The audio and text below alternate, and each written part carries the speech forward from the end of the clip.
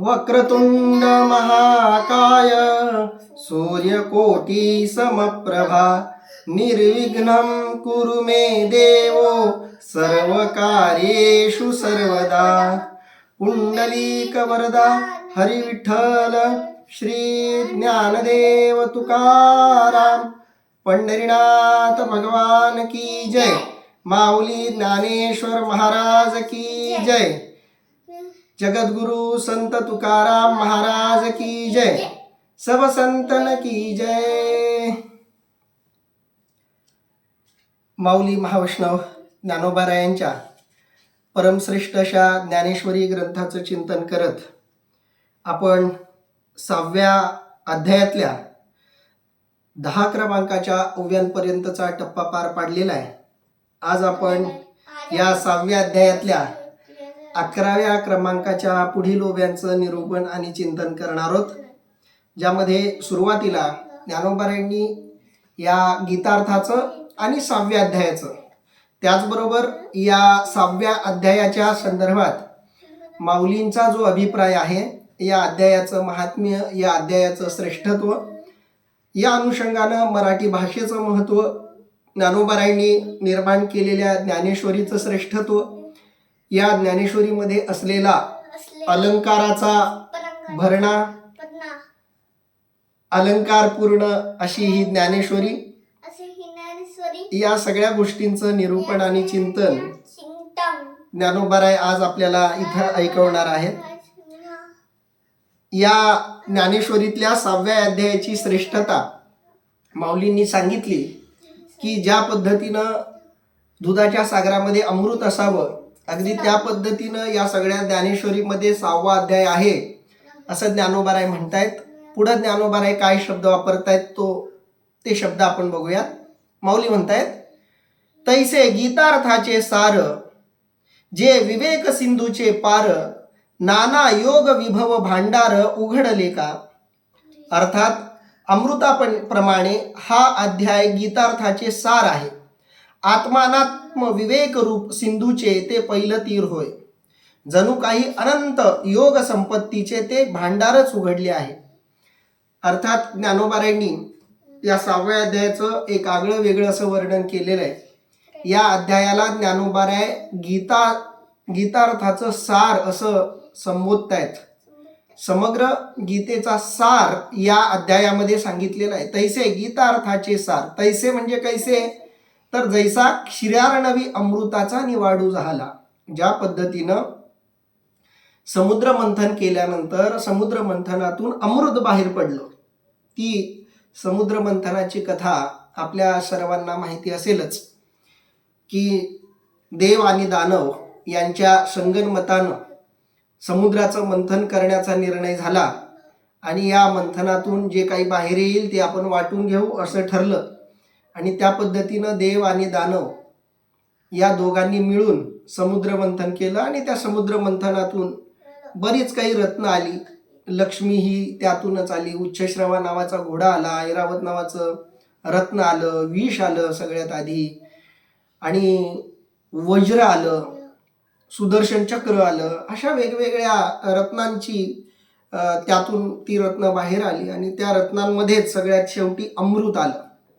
ज्या पद्धतीनं समुद्राचं मंथन केल्यानंतर अंतिमतः अमृताची प्राप्ती होते, म्हणजे बरेच प्रयत्न करावेत तर अमृत मिळतं, तसं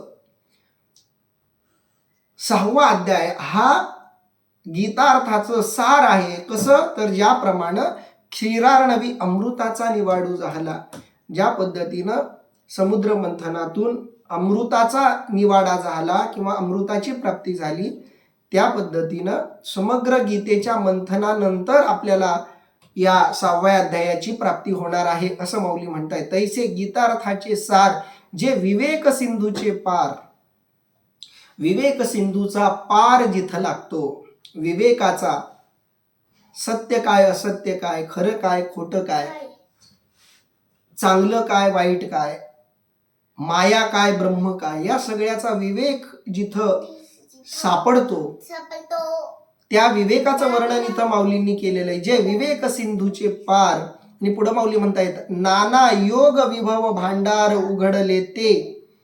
योग विभव भांडार शब्दाचा इथं अर्थ आहे योग संपत्तीचे भांडार गृह. वेगवेगळ्या योगांचं भांडार आपल्याला या अध्यायामध्ये सार रूपानं ऐकायला मिळणार आहे.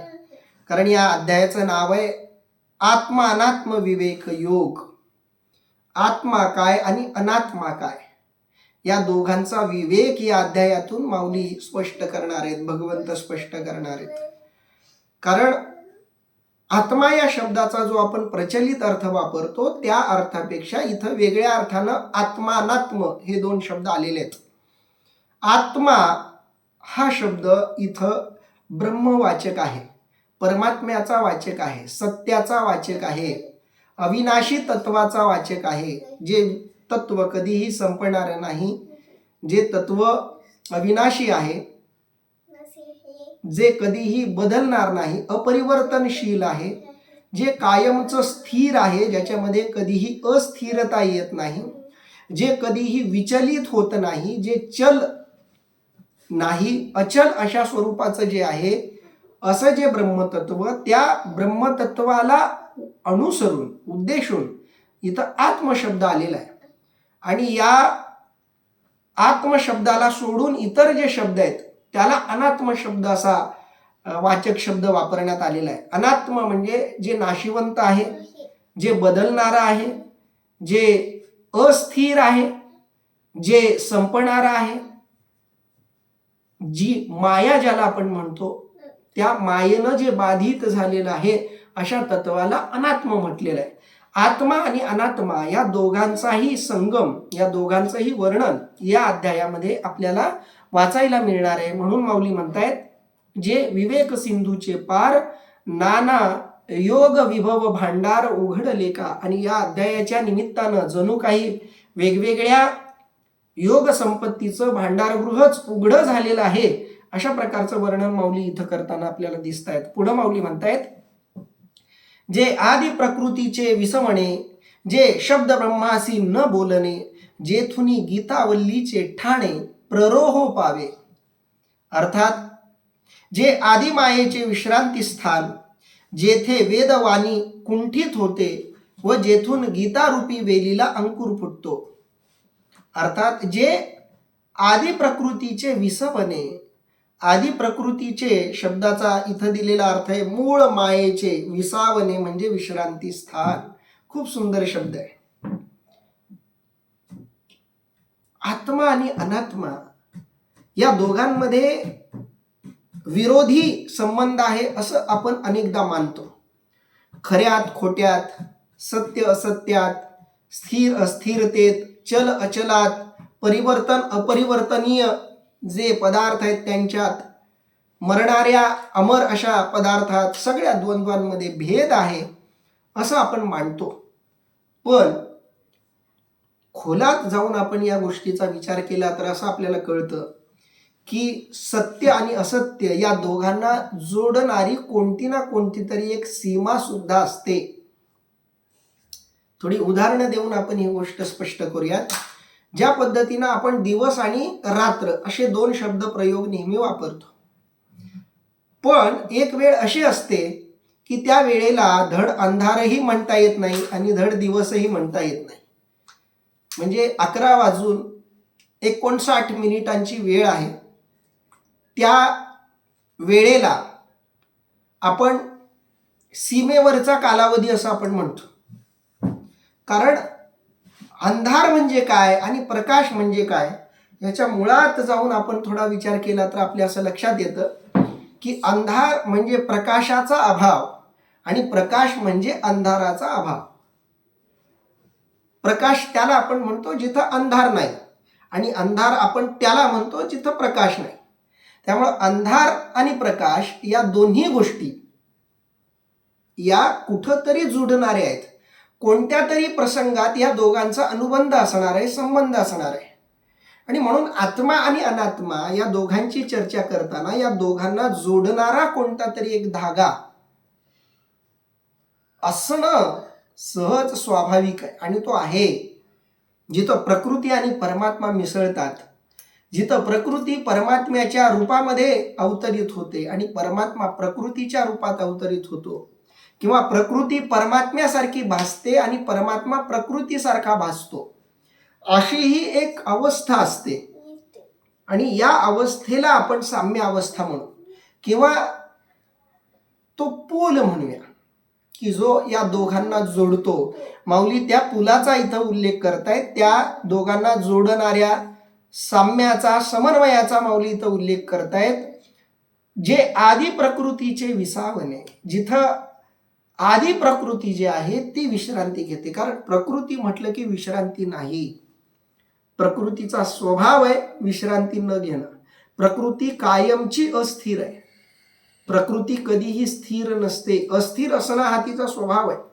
त्यामुळे तिला विश्रांतीच नाही. पण तिचंही जे विश्रांती स्थान आहे, म्हणजे प्रकृती जिथं विश्रांती घेते ते ठिकाण म्हणजे परमात्म्याचं ठिकाण, असं माऊलींना इथं सुचवायचं आहे. जे आधी प्रकृतीचे विसवणे, जे शब्द ब्रह्मासी न बोलणे, ज्या अवस्थेमध्ये शब्दही मूक बनतात, शांत होतात, जिथं शब्द सुद्धा, त्या शब्दांना, त्या अवस्थेला माऊलींनी म्हटले शब्द ब्रह्मासी न बोलणे. इथं दिलेला अर्थ काय आहे बघा या शब्दांचा. वेदवाणी सुद्धा जिथं कुंठित होते, इथं शब्द ब्रह्म शब्दाचा अर्थ वेद असा दिलाय. कारण ज्या शब्दांमध्ये ब्रह्माचं वर्णन, ब्रह्माचं चिंतन केले गेले, त्या शब्दाला शब्द ब्रह्म असं म्हटलंय. पण जिथं शब्द ब्रह्म सुद्धा बोलत नाहीत, मूक होतात, कारण परमात्म्याचं वर्णन करण्याची वेळ आली की शब्दांनाही शब्द फुटत नाहीत, शब्दही व्यक्त होत नाहीत, अशी अवस्था यावेळी प्राप्त होते. म्हणून जे शब्द ब्रह्मासी न बोलणे, जेथुनी गीतावल्लीचे ठाणे प्ररोह पावे. गीता रूपी वल्लीचं ठाणं, ठिकाण, जिथून प्ररोह पावे. प्ररोह पावे शब्दाचा अर्थ आहे अंकुर फुटतो, जिथून गीतेला अंकुर फुटतो. थोडंसं खोलात जाऊन आपण गीतेला समजून घ्यायचा प्रयत्न केला तर जे शब्दातीत आहे आणि जो शब्दातीत आहे, या दोघांनीही शब्दांचा आश्रय घेऊन निर्माण केलेली कलाकृती म्हणजे गीता आहे. बघा, गीता म्हणजे काय? ज्याला शब्दात बांधता येणार नाही असा परमात्मा, आणि ज्याला शब्दात बांधता येणार नाही असं त्याचं वर्णन, या दोघांनाही शब्दात बांधण्याचा प्रयत्न म्हणजे गीता आहे. आणि हा प्रयत्न कोण करतंय? तर स्वतः परमात्मा तो प्रयत्न करतोय. जो स्वतः शब्दात बांधला जात नाही, ज्याचं वर्णन शब्दात बांधता येत नाही, ज्याचं सामर्थ्य, ज्याची श्रेष्ठता, ज्याचं सामर्थ्य, ज्याचं वैभव शब्दात बांधता येत नाही, असा विषयही शब्दातीत, वर्णन करणाराही शब्दातीत, पण शब्दातीत असा जो वर्णन करणारा आहे तो शब्दांमध्ये बांधायचा प्रयत्न करतोय आणि त्या विषयाला शब्दात बांधायचा प्रयत्न करतोय जो विषयही शब्दातीत आहे. आणि म्हणून माऊलींनी शब्द वापरलाय, जेथुनी गीता पल्लवीचे ठाणे. गीता रूपी पल्लवीला जिथून प्रारंभ होतो, जिथून सुरुवात होते, शब्द पल्लवी, खूप सुंदर शब्द आहे. माऊलींनी गीतावल्ली असा शब्द वापरलाय. या गीता रूपी वल्लीला, फांदीला जिथून सुरुवात होते ती गीता आहे. कारण गीता म्हणजे काय? तर वर्णन करणारा श्रीकृष्ण आणि वर्णे विषय ब्रह्म, या दोघांना शब्दात बांधण्याची सुरुवात म्हणजे गीतार्णव आहे, गीता वल्ली आहे, असं माऊली इथं म्हणतायत. तो अध्याओ 6वा, वरी साहित्याची आबरवा, सांगी जैल म्हणोनी परिसावा चित्त देऊनी. अर्थात तो हा 6वा अध्याय साहित्यादी अलंकार शास्त्रासह सांगतो, म्हणून चित्त देऊन ऐका. या 6व्या अध्यायाचं वर्णन माऊलींनी आतापर्यंत केलंय. सगळ्या गीतार्थाचं सार, सगळ्या योग विद्येचं भांडारगृह, सगळी आदी प्रकृती जिथं विश्रांती घेते, शब्दामध्ये सांगता येणार नाहीत असे शब्द ज्यात आहेत असा आशय जिथं शब्दांमध्ये बांधण्याचा प्रयत्न केलाय, खऱ्या अर्थानं जिथून गीता सुरू होते. हा शब्द अतिशय महत्वाचा आहे. आतापर्यंतचे 5 अध्याय हे 5 अध्याय म्हणजे गीतेची प्रस्तावना आहे, प्रास्ताविक आहे. फक्त थोडस सारांश रूपानं, तात्पर्य रूपानं भगवंतानं थोडक्यामध्ये सगळ्या वेदांमध्ये जे काही सांगितलंय, सगळ्या शास्त्रांमध्ये जे काही सांगितलंय ते सगळं थोडक्यात सांगण्याचा प्रयत्न केला. पण ते जे थोडक्यात आहे ते सहज पचणार नाही. ते पचण्यासाठी एक अधिकार असावा लागतो. आपण जे अन्न ग्रहण करतो ते अन्नही सहज पचत नाही. ते पचण्यासाठी आपला जठराग्नी प्रज्वलित असला पाहिजे. तो नसेल तर अन्न पचत नाही. अगदी त्या पद्धतीनं जे विषय भगवंतांना आतापर्यंत सांगितले त्यातला कोणताही विषय साधकाला सहज पचनी पडेल असा नाहीये. आणि म्हणून आतापर्यंत भगवंतानं फक्त थोडक्यामध्ये प्रास्ताविक केलं सगळ्या गीतेचं. खऱ्या गीतेला जी सुरुवात होणार आहे ती इथून होणार आहे. 6व्या अध्यायापासून खरी गीता आपल्याला ऐकायला मिळणार आहे. गीता म्हणजे काय? भगवंताला जे आतून सांगावंसं वाटतंय आणि अर्जुनाला जे आतून ऐकावंसं वाटतंय. जिथं अर्जुन श्रोता बनलेला आहे आणि भगवंत वक्ते बनलेले आहेत. कारण वक्ता आणि श्रोता या दोघांना जन्माला येण्यासाठी काही एक प्रास्ताविक होऊन जावं लागतं. जसं गाडी चालवताना गाडी मोसममध्ये आली पाहिजे असं म्हणतात, वक्ता सुद्धा मोसममध्ये आला पाहिजे.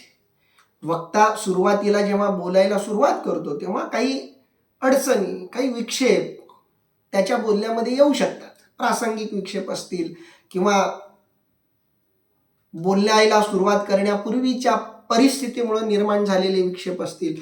ते सगळे विक्षेप बोलायला सुरुवात केल्यावर थोड्या वेळानंतर दूर होतात, बाजूला सारले जातात आणि तिथून खरं निरूपण सुरू होतं. त्याला म्हणतात वक्ता मोसमात आला. तसं गाडी पण मोसमात येते.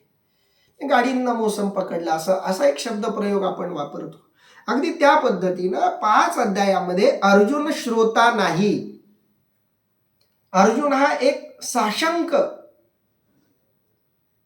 असा एक भगवंताचा भक्त आहे, साशंक आहे, गोंधळलेला आहे. गीता ऐकायची त्याची मनस्थिती नाहीये, गीता ऐकायची त्याची इच्छाही नाहीये 5 अध्यायापर्यंत. पहिल्या अध्यायामध्ये तर त्याचा विषादच येतो. 2ऱ्या अध्यायापासून भगवंतानं सांख्ययोग सांगायला सुरुवात केली, अर्जुनाला तो समजला नाही. पुढच्या अध्यायात कर्मयोग सांगितला, तोही अर्जुनाला नीट समजला नाही. कारण अर्जुन ते नुसतं ऐकायचं म्हणून ऐकत होता. अर्जुन अजूनही श्रोता बनलेला नव्हता. आणि मग पुन्हा पुढच्या अध्यायामध्ये या दोघांचा अनुबंध संबंध भगवंताला सांगावा लागला की ते दोन्ही मार्ग 2 वेगळे वाटत असले तरी ते कसे एक आहेत. असं सगळं वर्णन करताना हळूहळू अर्जुनातला श्रोता जागा व्हायला लागला. अर्जुनाला आता कळायला लागलंय की आता आपल्याला गीता ऐकणं महत्वाचं आहे, आता ऐकणं महत्वाचं आहे. आतापर्यंत ऐकणं दुय्यम होतं, घटना मुख्य होती, युद्ध करायचं की नाही हा निर्णय मुख्य होता. आता उलट झालंय, युद्ध करायचं की नाही हा विषय नंतर दुय्यम झाला. पहिला मुख्य मुद्दा आता ऐकायचा आहे. म्हणून अर्जुन या अध्यायापासून श्रोत्याच्या भूमिकेत आलेला आहे, ऐकायच्या भूमिकेत आलेला आहे. तो श्रोता म्हणून ऐकतोय. बऱ्याचदा कीर्तन प्रवचनाला बसलेली मंडळी सुद्धा अपघातानं आलेली असतात. त्यांची काही इच्छा नसते कीर्तन ऐकायची, पण कोणत्या तरी कारणानं ते कीर्तनाला बसलेले असतात. असा जो कीर्तन ऐकायला बसलेला आहे त्याला कीर्तनाचा फायदा होत नाही असं नाही, पण तितका होत नाही जो कीर्तन ऐकण्यासाठी कीर्तन ऐकायला बसलाय. तो फरक आपल्याला जाणवतो. अगदी तो फरक आपल्याला आधीच्या अध्यायांमध्ये दिसेल की जिथं अर्जुन श्रोता बनलेला नाही, पण जिथून अर्जुन श्रोता बनलाय आणि म्हणून भगवंत वक्ते बनले. कारण देवालाही सुरुवातीला कसं बसं त्याला थोडक्यात सांगून आटोपून टाकायचं होतं की तू युद्ध करणं महत्वाचं आहे, युद्ध करणं महत्वाचं आहे हे सांगण्यासाठी काही अनुषंगिक विषय भगवंतानं घेतले. पण भगवंताचाही आग्रह होता तू युद्ध कर, तू युद्ध करावं हे सांगण्यासाठी भगवंत सगळं सांगत होते. इथं सुद्धा युद्ध करण्याचा आग्रह पहिला होता आणि सांगणं दुय्यम होतं. आता भगवंताची ही भूमिका बदलली. आता युद्ध दुय्यम झालं, सांगणं महत्वाचं झालं.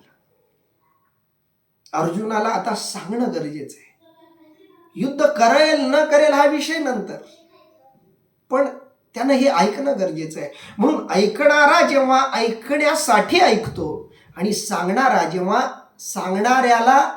ऐकणाऱ्याला सांगण्यासाठी सांगतो, तेव्हा खऱ्या अर्थानं संवाद सुरू होतो. आणि तो योग आपल्याला 6व्या अध्यायात दिसतो. म्हणून माऊली म्हणतायत, तो अध्यायो 6वा वरी साहित्याची बरवा सांगिजेल परिसावा चित्त देऊनी. जो साहित्यामध्ये बरवा अध्याय आहे, जो सगळ्या साहित्यांमध्ये श्रेष्ठ असा अध्याय आहे, तो अध्याय श्रेष्ठ असल्यामुळं मी साहित्याच्या दृष्टीनंही तो श्रेष्ठ आहे असं माऊली म्हणतात. कारण साहित्यिक अंगानंही 6व्या अध्यायाचं एक आगळं वेगळं महत्व आहे. संस्कृतचा ज्याला खूप गाढा अभ्यास आहे ते या गीतेच्या, श्रीमद भगवद्गीतेच्या अध्यायातल्या साहित्य खुणा किंवा वाङ्मयीन श्रेष्ठता 6व्या अध्यायाची सांगू शकतील. पण भगवद्गीतेचा अध्याय जसा साहित्यिक दृष्ट्या श्रेष्ठ, तसाच ज्ञानेश्वरीतला 6व्या अध्याय सुद्धा साहित्यिक दृष्ट्या श्रेष्ठच आहे. म्हणून माऊली म्हणतायत, वरी साहित्याची बरवा, साहित्यामध्ये जो श्रेष्ठ आहे तो मी तुम्हाला सांगतोय. तुम्ही फक्त चित्त देऊन ऐका, तुम्ही विचलित होऊ नका, एका जागेवर बसून ऐका, जागेवरून उठू नका, मन लावून ऐका, चित्त देऊन ऐका. असं कोण सांगायला लागलेत? ज्ञानेश्वर महाराज म्हणतायत, सांगिजेल म्हणोनी परिसावा चित्त देऊनी. पुढं माऊली म्हणतायत, माझा मराठाची बोलू कौतुके परी अमृता तेही पैजा जिंके ऐसी अक्षरे रसिके मेळविन. अर्थात माझा बोल शुद्ध प्राकृत खरा, पण जो पैजेने अमृतालाही जिंकील अशी रसभरीत अक्षर योजना मी करेल. खरं तर ही ओवी अतिशय लोकप्रिय आहे. मराठी साहित्यामध्ये मराठी भाषिक लोक अनेकदा या ओवीचा प्रयोग करतात, उच्चार करतात. लोकप्रिय आहे. तसा अर्थ, तसा आशयही या ओवीमध्ये आहे. माझा मराठाची बोलू कौतुके, मी मराठा या भाषेमध्ये कौतुकानं बोलतोय. खरं तर मराठी भाषा ही त्या काळातली म्हणजे 13व्या शतकातली प्राकृत भाषा, बोली भाषा, लोकांच्या व्यवहाराची भाषा. आणि व्यवहाराची भाषा, बोली भाषा ही प्रत्येक काळामध्ये प्रमाण भाषेच्या तुलनेनं दुय्यम मानली जाते. या भाषेमध्ये भावनिकता असते, जिव्हाळा असतो, ओलावा असतो आणि म्हणून तो विषय अधिक सहजपणे कळतो, समजतो, मुरतो. पण असं जरी असलं तरी त्या भाषेला, त्या शब्दांना दुय्यमत्व दिलं जातं. 13व्या शतकातही अशीच परिस्थिती होती. पण ज्ञानोबारायांनी माझा मराठाची बोलू कौतुके, ज्ञानोबारायांनी या भाषेसाठी माझा मराठाची बोलू असा शब्द वापरलाय. माझी मराठी, माझे मराठीचे शब्द, माझी मराठी भाषा, ही आपुलकी, हा प्रेमभाव, हा जिव्हाळा ज्ञानोबारायांचा भाषेबद्दलचा इथं व्यक्त झालाय. ज्ञानोबारायांचं संस्कृत प्रचंड चांगलं होतं. ज्ञानोबाराय संस्कृतचे पंडित होते. एखाद्या संस्कृतच्या पंडिताला बोलीभाषा श्रेष्ठ वाटावी हे विशेष आहे. ज्याला इंग्रजी येत नाही तो इंग्रजीला नावं ठेवील, पण ज्याला चांगलं इंग्रजी येतंय तो जर इंग्रजीला नावं ठेवत असेल तर समजावं की काहीतरी सत्य आहे त्या नाव ठेवण्यामध्ये. तसं ज्ञानोबाराय गीतेचे अभ्यासक आहेत, गीतेचे जाणकार आहेत, संस्कृतचे जाणकार आहेत. तरी सुद्धा ज्ञानोबारायांना माझा मराठाची बोलू कौतुकी असं म्हणावंसं वाटतं. मराठी ही माझी भाषा आहे असं माऊली सांगतायत आणि मी कौतुकानं ती भाषा तुमच्या समोर बोलतोय. ही भाषा मी कौतुकानं जरी बोलत असलो, ही भाषा दुय्यम आहे असं जरी लोकांना वाटत असलं किंवा लोकांच्या बोली भाषेतला हा ग्रंथ मी लिहित असलो तरी माऊलींचा आत्मविश्वास बघा. परी अमृतातेही पैजा जिंके. अमृतासोबत जर स्पर्धा झाली तर अमृतासोबतची स्पर्धा सुद्धा जिंकण्याची ताकद माझ्या या मराठाच्या कौतुक रूप अशा बोलांमध्ये आहे, शब्दांमध्ये आहे, असं माऊली म्हणतायत. ऐसी अक्षरे रसिके मेळविन. आणि अशी अक्षर, अशी रसिकमय अशी शब्द रचना मी एकत्र करणार आहे, एकत्र बांधणार आहे.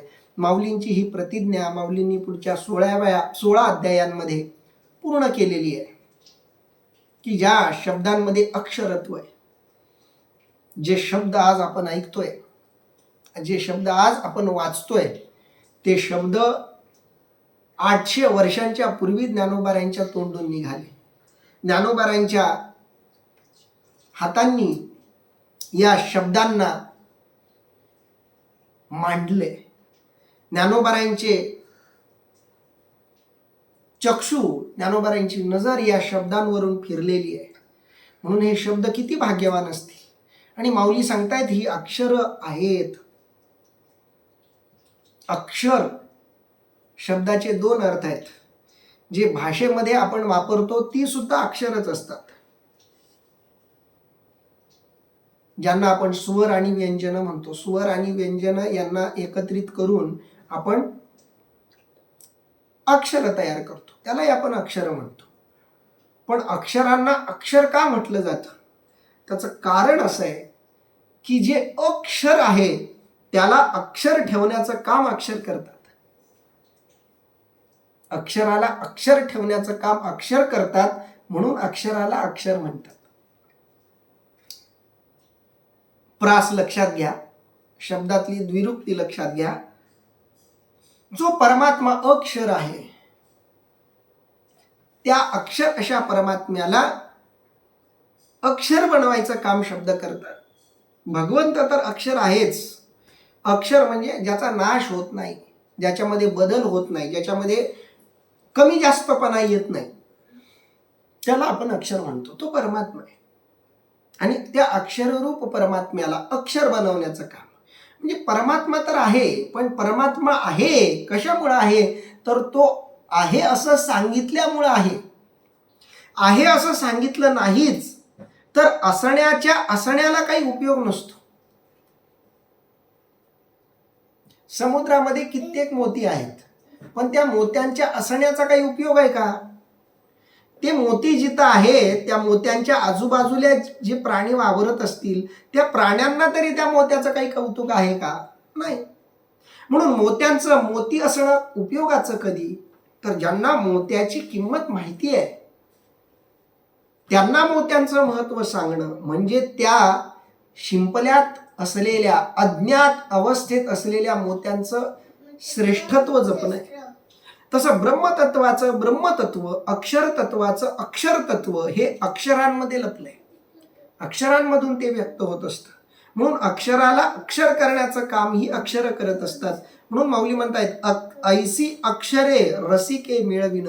आणि ती अक्षर जरी असली तरी रसिक युक्त अशी अक्षर मी तयार करणार आहे. रसभरीत अशी योजना मी करणार आहे. रसिक शब्दाचा अर्थही तो होतो रसभरीत अशी शब्द योजना मी मिळविन. पुढं माऊली म्हणताय जिये कोवळिकेचे निपाडे दिसती नादीचे रंग थोडे वेधे परिमळाचे बिक मोडे जयाचे नी. अर्थात ज्या बोलांच्या मृदूपणा पुढे नाद ब्रह्मही फिके पडेल किंवा सुगंधादिकाचेही सामर्थ्य जिथं चालणार नाही. जे कोवळिकेचे निपाडे, ज्या शब्दांमध्ये असलेल्या कोवळिकेच्या स्पर्धेत, पाडे म्हणजे तुलनेत, स्पर्धेत, कोवळिकेचे शब्दाचा अर्थ आहे कोमलतेनं. मी असे कोमल असे प्रेमळ शब्द वापरीन की त्या शब्दांच्या कोमलतेच्या स्पर्धेमध्ये दिसती नादीचे रंग थोडे. नाद ब्रह्माचंही सामर्थ्य जिथं कमी वाटायला लागेल. नाद ब्रह्म ही अनुभूती आहे. आपल्या सर्वांच्या आत एक अनाहत नाद सुरू असतो. आपण दोन्ही डोळे बंद केले आणि आपण आपली कानं कोणत्याही दोन बोटांनी अशी बंद केली तर आपल्या शरीरातून एक आवाज येत असतो. तो आवाज आपोआप येतो. त्या आवाजाला अनाहत नाद असं म्हटलं जातं. त्या नादाचा नाद ब्रह्माशी अनुबंध आहे असं योगशास्त्री सांगतात. आणि थोडंसं आणखी खोलात गेलो तर हा जो अनाहत नाद आहे जो आपल्या शरीरामध्ये आपण जोपर्यंत जिवंत आहोत तोपर्यंत सुरू असतो, तो अनाहत नाद आहे. तो अनाहत नादच या सबंध जगताचा नाद आहे.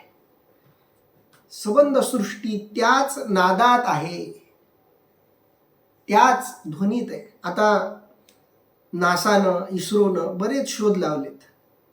त्या शोधामध्ये सूर्यातूनही याच प्रकारचा आवाज बाहेर पडतो असं सूर्यामध्ये जे काही ध्वनियंत्र पाठवली गेली त्या ध्वनियंत्राचा जो रिपोर्ट आला त्या रिपोर्टमधून त्यांनी सांगितलं की सूर्य सुद्धा असाच आवाज काढतो जो आपण दोन्ही कान बंद केल्यानंतर आपल्या शरीरातून तो आवाज येतो.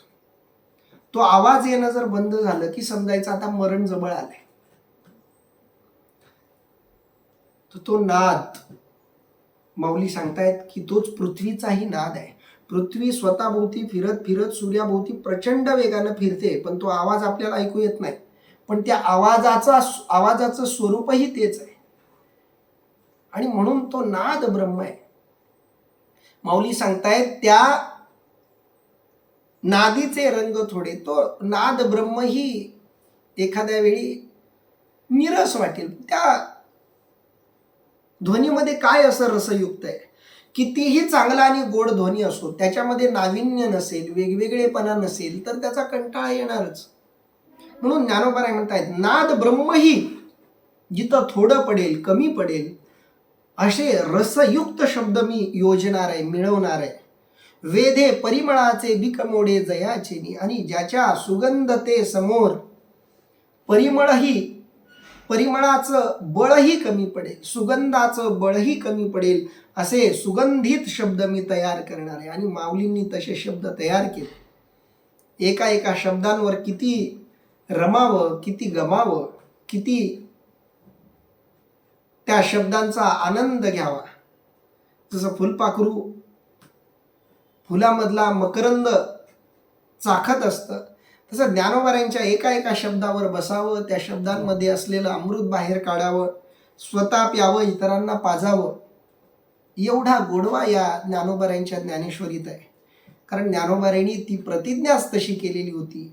वेधे परिमळाचे बिकमोडे जयाचेनी, ज्याच्या सुगंधासमोर परिमळ सुद्धा कमी पडेल असे शब्द मी योजणार आहे. ऐका रसाळपणाची लोभा की श्रवणीची होती जिभा, बोले इंद्रिया लागे कळंभा एकमेक. अर्थात त्या रसाळ बोलाच्या आशेने जणू कानाला जिवा फुटतील, त्याप्रमाणे इंद्रिय आपापसात कलह करू लागतील. 5 भाऊ असावेत, एकमेकांवर जीवापाड प्रेम असलेले. पण त्या 5 जणांमध्ये एकच कोणता त्या 5ही जणांचा आवडीचा पदार्थ वाटण्यासाठी ठेवावा आणि त्यांना सांगावं की ज्याला जे हवंय ते घ्या. तर त्या 5 जणांमध्ये जशी भांडणं लागावीत तो पदार्थ खाण्यासाठी, तो पदार्थ मिळवण्यासाठी. अगदी माऊली ते रूपक वापरून म्हणतायत ऐका रसाळपणाची लोभा. या शब्दांमध्ये असलेला जो रसाळपणा आहे, या रसाळपणाचा लोभ निर्माण झाल्यामुळं, हाव निर्माण झाल्यामुळं की श्रवणीची होती जिभा, कानांनाही वाटावं की मी जीभ का झालो नाही.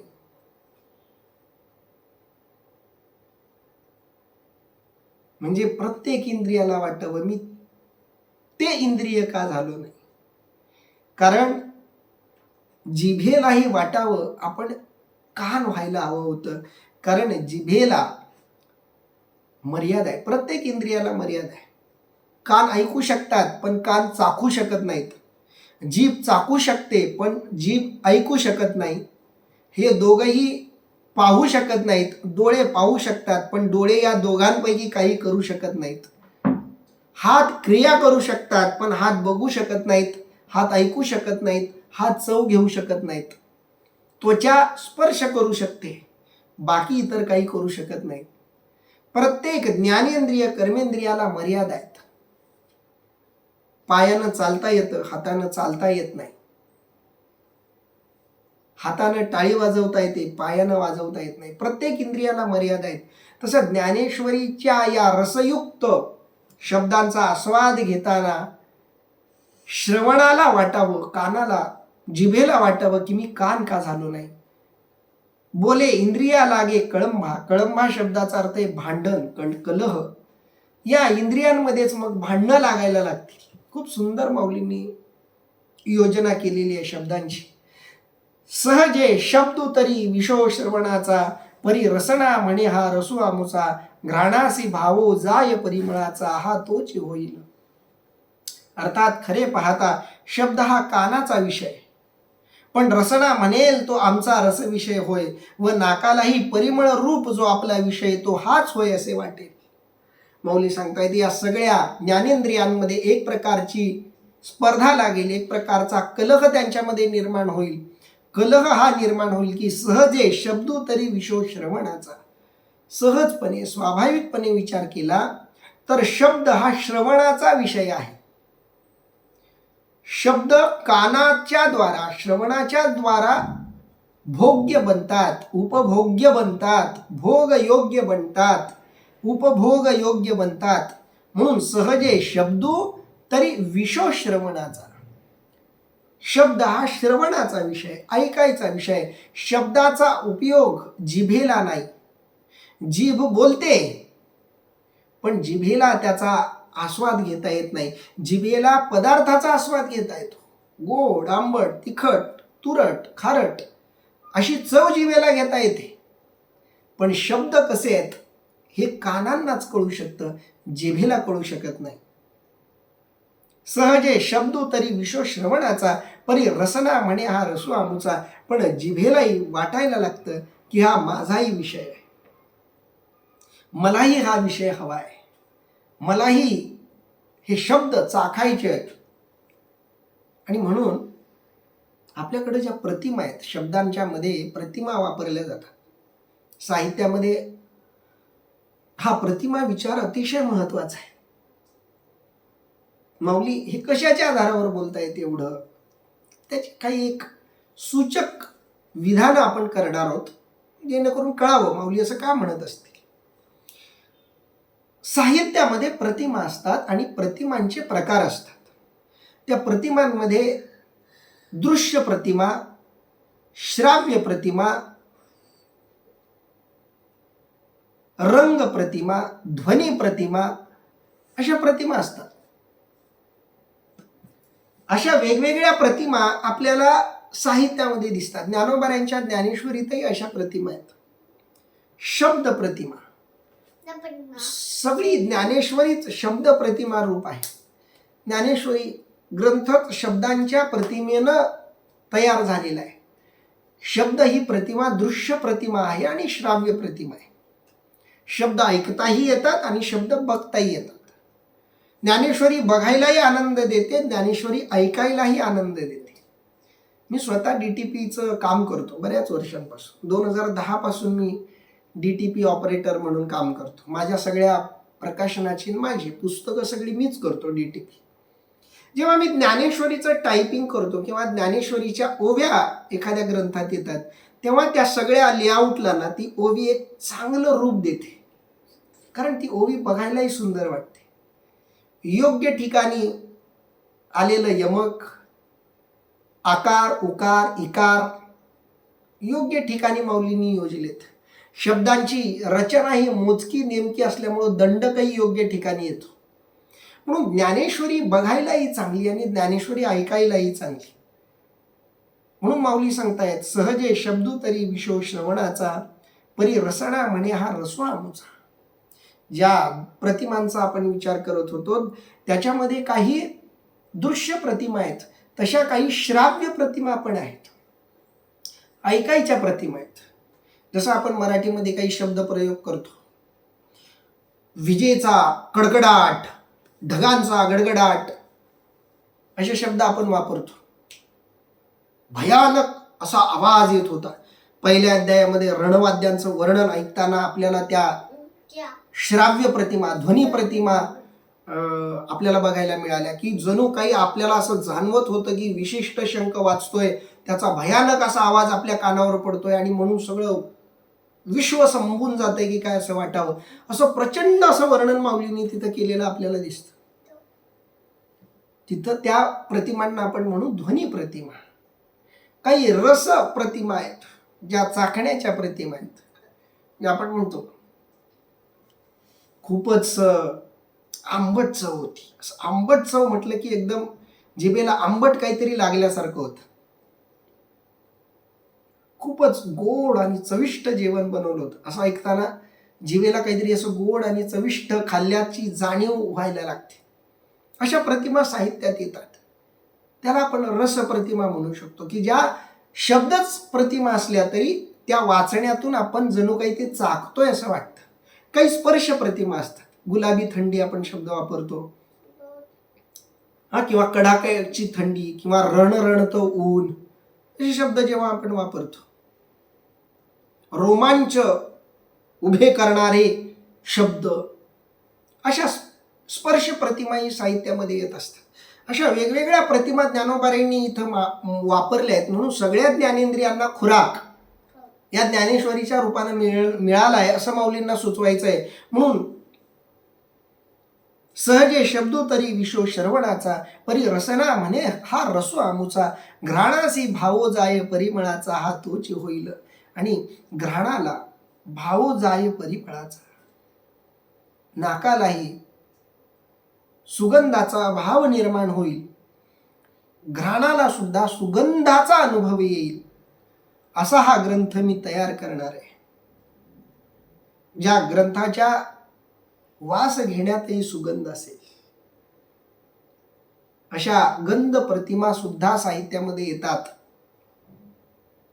जेवणाचा सुंदर असा वास पसरला होता असे शब्द आपण वापरतो. चाफ्याचं फूल, चाफ्याचा वास सगळीकडे पसरला होता, सुगंध दरवळत होता असे शब्द आपण वापरतो. याला आपण गंध प्रतिमा म्हणतो. माऊली म्हणतायत अशा सगळ्या प्रकारच्या प्रतिमा वापरून मी सगळ्या इंद्रियांना आनंद देणार आहे. नवल बोलतीये रेखेची वाहनी, देखता डोळ्याही पुरो लागे धणी, ते म्हणती उघडी खाणी रूपाची हे. अर्थात शब्द रचनेच्या सरणीचे किती कौतुक करावे, किती पाहून डोळेही तृप्त होतात. त्यांना वाटते हे आपल्या रसविषयाचेच भांडार आहे. प्रत्येक इंद्रियाला वाटावं की मला आनंद देण्यासाठी हा ग्रंथ रचला आहे. कानाला वाटावं मला तृप्ती देण्यासाठी ज्ञानेश्वरी लिहिली, डोळ्यांना वाटावं, त्वचेला वाटावं, सगळ्या ज्ञानेंद्रियांना कर्मेंद्रियांना वाटावं आम्हाला आनंद देण्यासाठी ही रचना केलेली आहे. अशी मी शब्द रचना करील, असा ग्रंथ लिहील. या अर्थानं माऊली म्हणतायत नवल बोलतीये रेखेची वाहनी. मी हे जे काही बोलतोय या माझ्या बोलण्याचं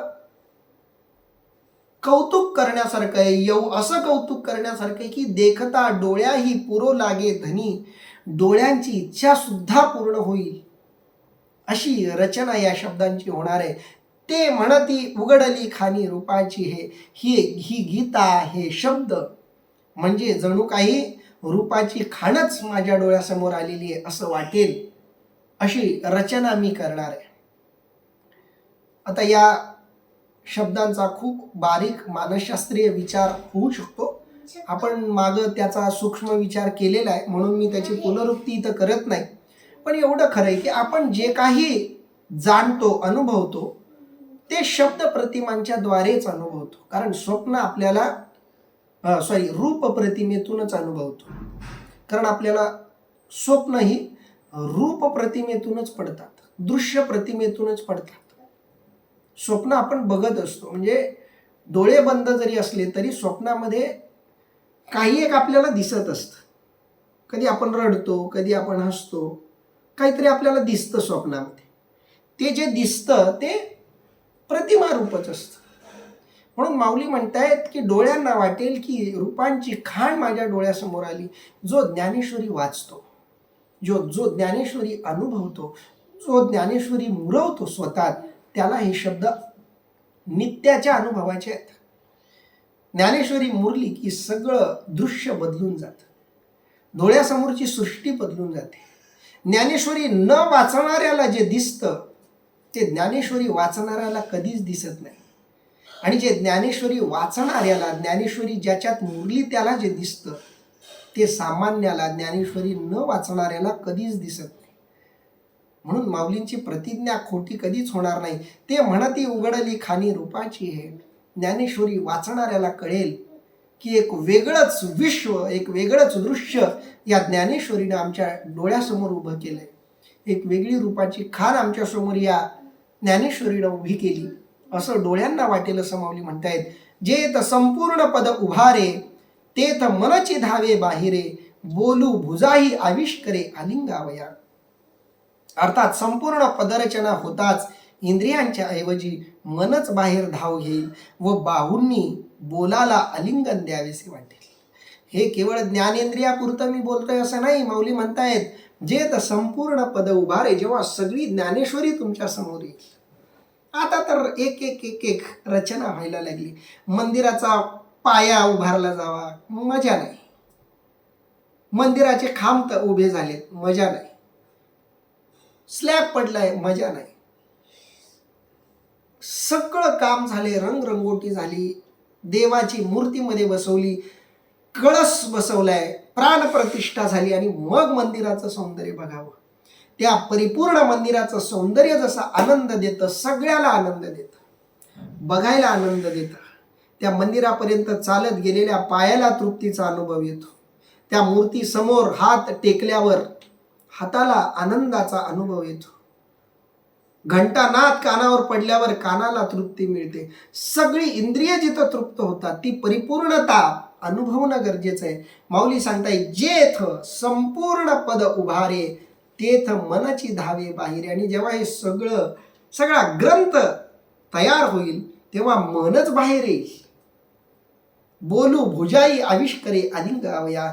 मनाला वाटेल की याचा कधी आनंद घेऊ, आणि हातांनाही वाटेल की कधी एकदा या ग्रंथाला मी आलिंगन देऊ असं या हातांनाही वाटेल असं माऊली म्हणतायत. ऐसी इंद्रिये आपुला आलिया भावी, झोंबती परीती सरिसे पणेची बुझावी, जैसा एकला जग चेववी सहस्र करू. अर्थात अशी आपापल्या स्वभावाप्रमाणे इंद्रिये बोलाला झोंबतील, पण तो सर्वांचेच सारखे समाधान करील. जसा सर्व जगाच्या व्यापाराला एकटाच सूर्यप्रकाश देतो, जसा सगळ्या जगाला एकच सूर्यप्रकाश देतो, सगळ्या पृथ्वीला एकच सूर्यप्रकाश देतो, आजूबाजूच्या सगळ्या ग्रहांना एकच प्रकाश, एकच सूर्यप्रकाश देतो. तुम्ही देशाच्या पृथ्वीवरच्या कुण्याही कोपऱ्यात राहा, प्रकाश तुम्हाला एकाच सूर्याचा मिळतो. कारण सूर्य तितका सामर्थ्यवान आहे. जसा सूर्य सामर्थ्यवान आहे तसा हा ग्रंथही सामर्थ्यवान आहे. कारण हा ग्रंथही सगळ्या इंद्रियांना एकाच वेळी तितकीच परिपूर्ण तृप्ती देणार आहे. म्हणून ऐसी इंद्रिये आपुला लिया भावी. सगळी इंद्रिय आपापल्या भावाप्रमाणे झोंबती, आपापल्या भावाप्रमाणे मला मिळावं मला मिळावं म्हणून प्रयत्न करतील, भांडतील. परी तो सरिसेपणीची बुझा. पण हा ग्रंथ सगळ्याच इंद्रियांना तितक्याच प्रमाणात आनंद देईल, तितक्याच प्रमाणात त्यांना शांत करेल, तृप्त करेल, जसा सूर्य सगळ्यांना शांत आणि तृप्त करतो. म्हणून या ग्रंथाकडे तुम्ही लक्ष द्यावं असं माऊली म्हणतायत. इथं आपण थांबूयात. राहिलेल्या ओव्यांचं आणि श्लोकांचं निरूपण आपण उद्या करूयात. पुंडलिक वरदा हरी विठ्ठल, श्री ज्ञानदेव तुकाराम, पंढरीनाथ भगवान की जय. माऊली ज्ञानेश्वर महाराज की जय. जगद्गुरु संत तुकाराम महाराज की जय.